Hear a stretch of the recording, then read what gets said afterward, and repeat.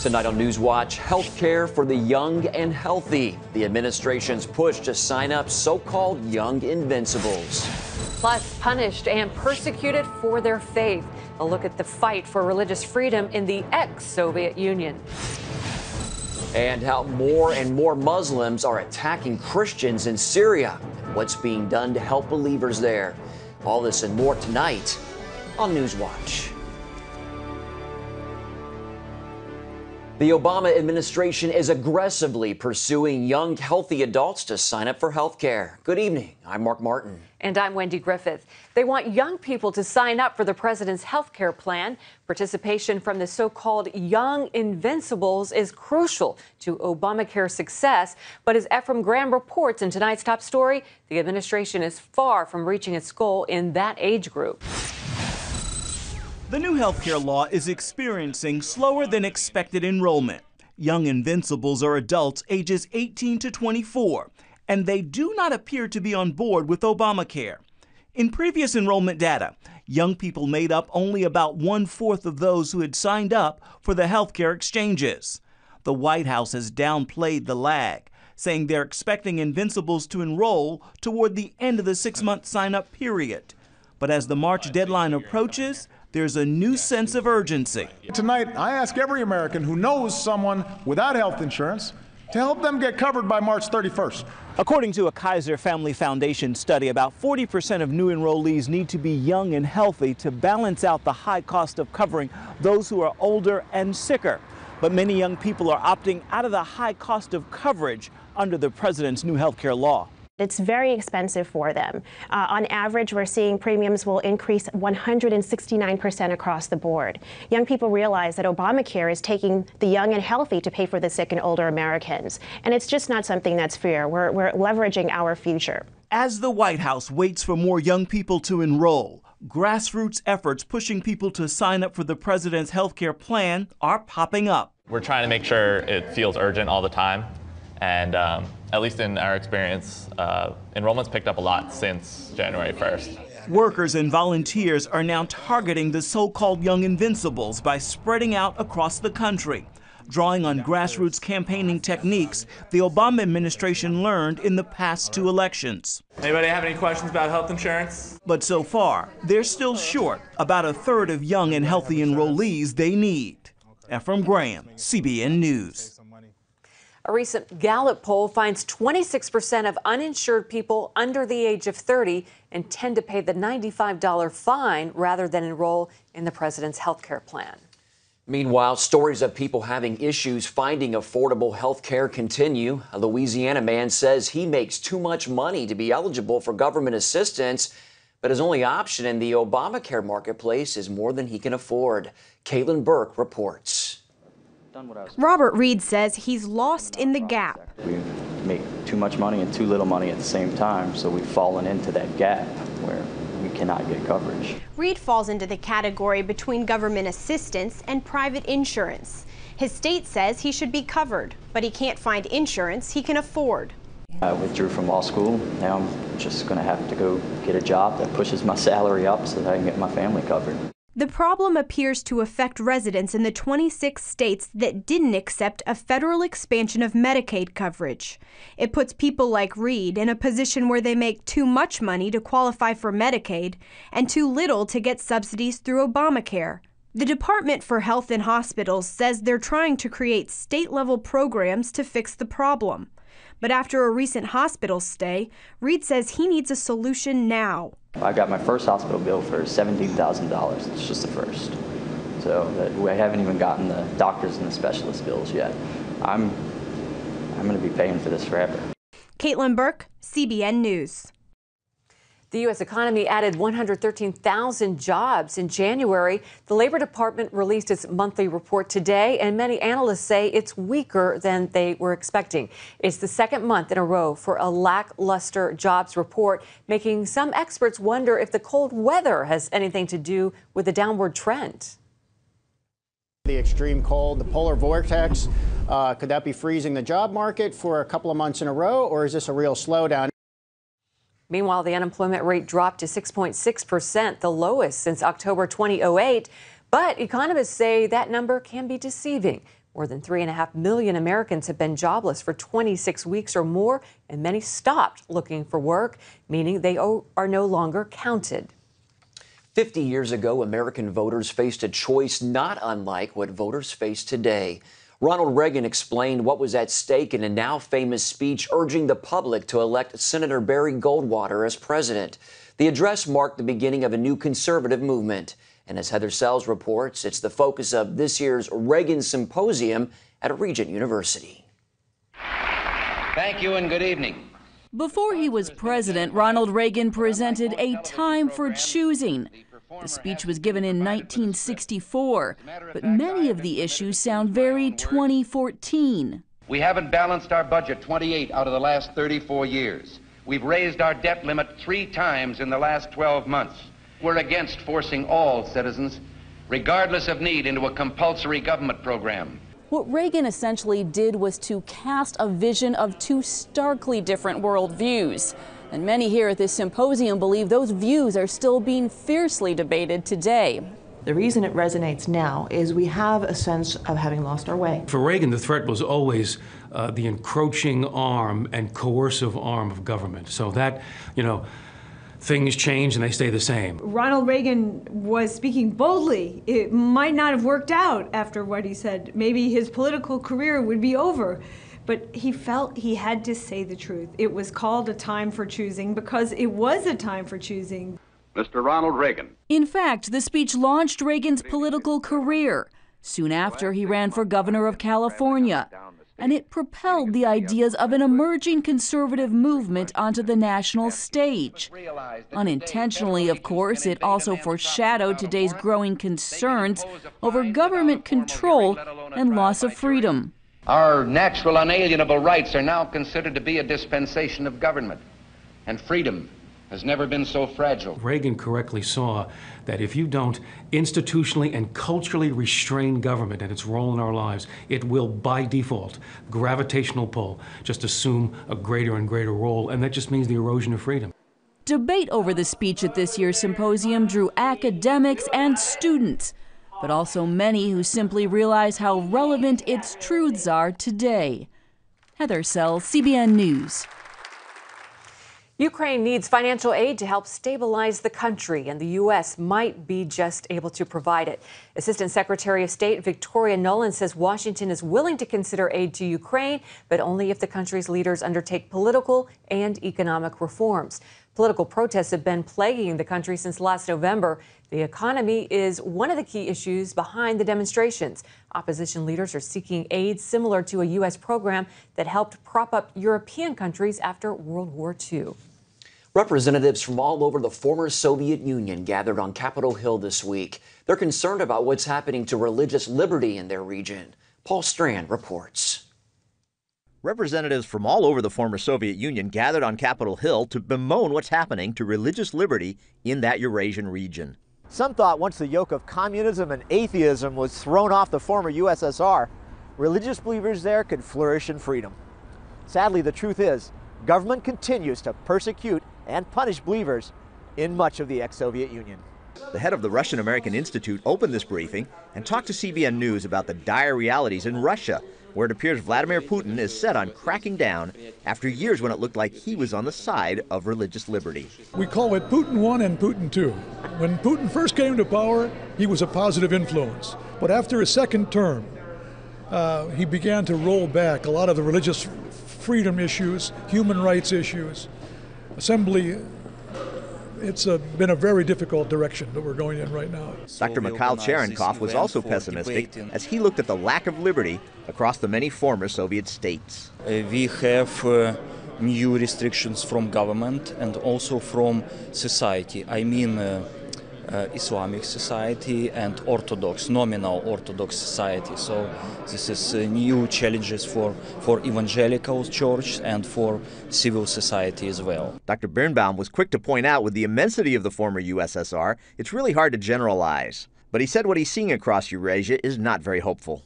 I mean, these leaders in these Asian republics are copying the Russian model, eliminating opposition, eliminating the free press, eliminating the right for opposition candidates to form political parties, So it makes it very, very difficult. Lawmakers stopped by to wish these Eurasian religious leaders well, including one of Congress's lead fighters for religious freedoms internationally. I just want you to know my heart is with you, and I don't think you could be doing a greater work. Religious freedom is the foundation of all human freedom. Paul Strand, CBN News, Washington. Thanks, Paul. A bomb threat caused a Turkish plane to make an emergency landing in Istanbul today. The attempted hijacker was demanding to be taken to Sochi, Russia. That's where the Olympic Games are kicking off. The plane landed safely and events in Sochi haven't been interrupted. But with the Games underway, many are pointing to major issues in that host city. Even after years of prep time, many say Sochi still isn't ready. Unfinished roads, dirty hotels, and toxic water met both athletes and reporters. They have dozens and dozens of rooms not ready for journalists or whoever. It's just absolutely an embarrassment. You can tell in the rooms there's just subtle details that would normally be finished.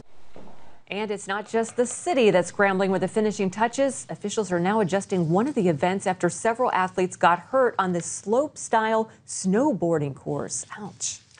Hundreds of thousands of people are still without power after the major snow and ice storm that hit the mid-Atlantic this week. Crews from as far away as Canada and Arkansas continue working in Pennsylvania and Maryland.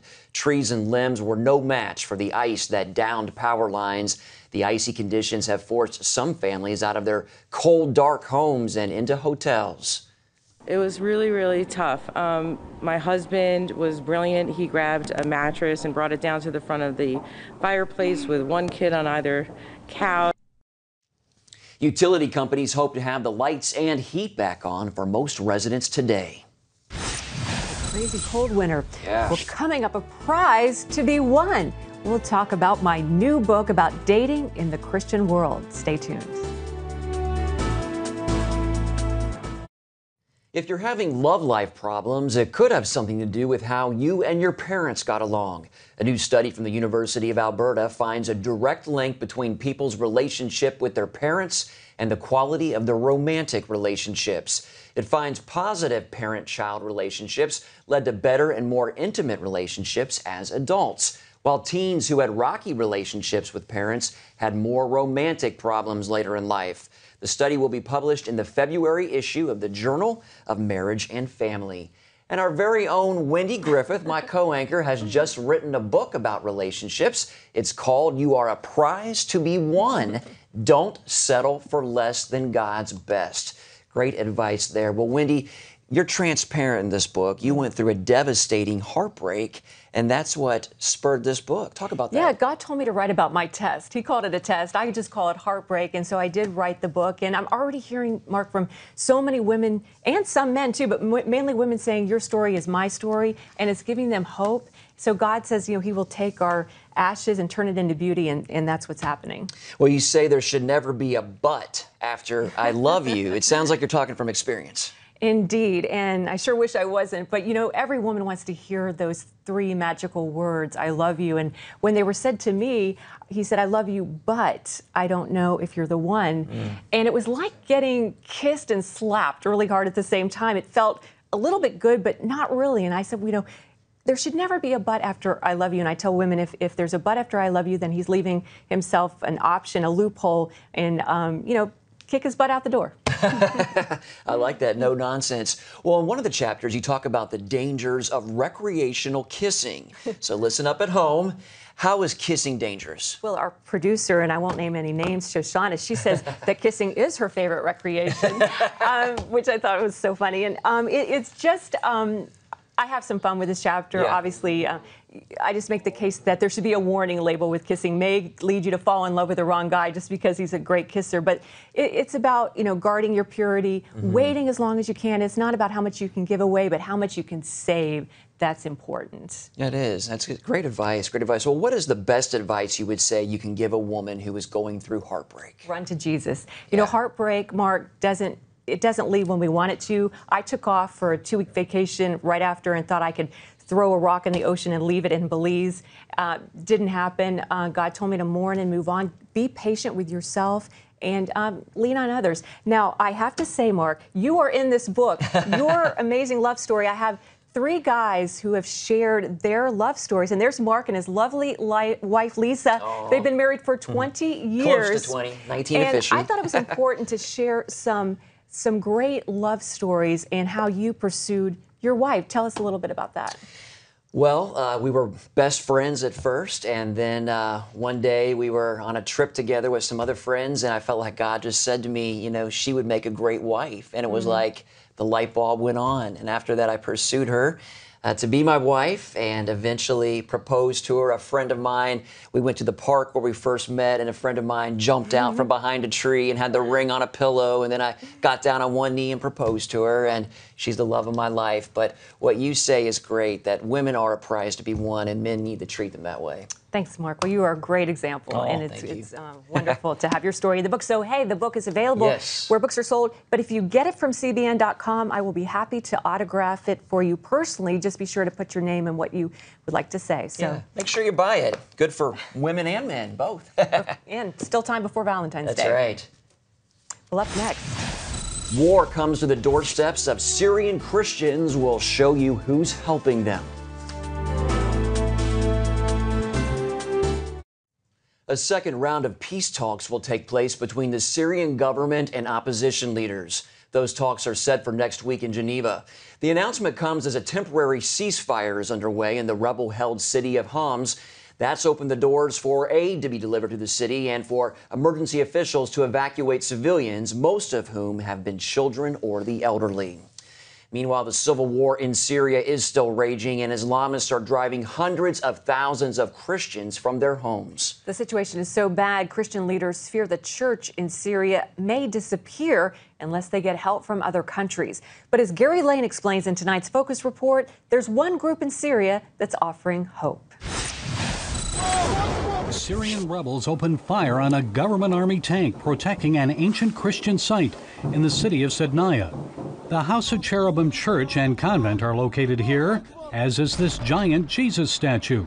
Locals say it's larger than the one in Rio de Janeiro. Christians usually rely on the Syrian army to protect their holy sites.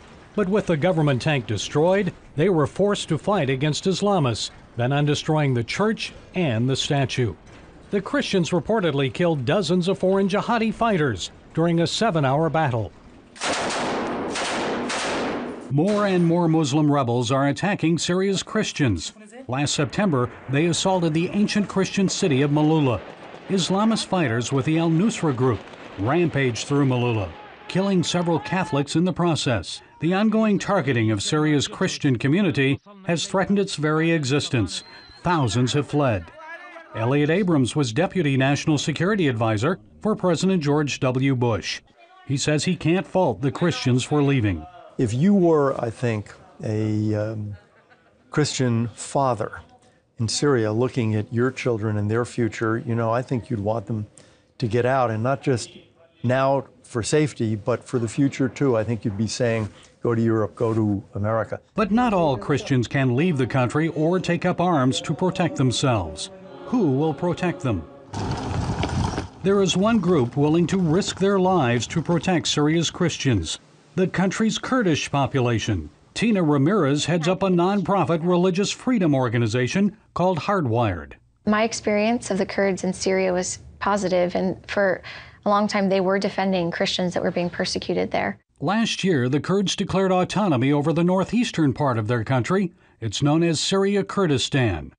Because the Kurds control that territory, the Christians living in cities like Qamishli are better protected.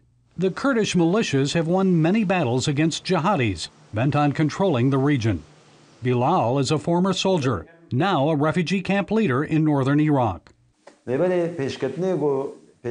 resist Arabization, to not be controlled by Arabs, to defend our regions.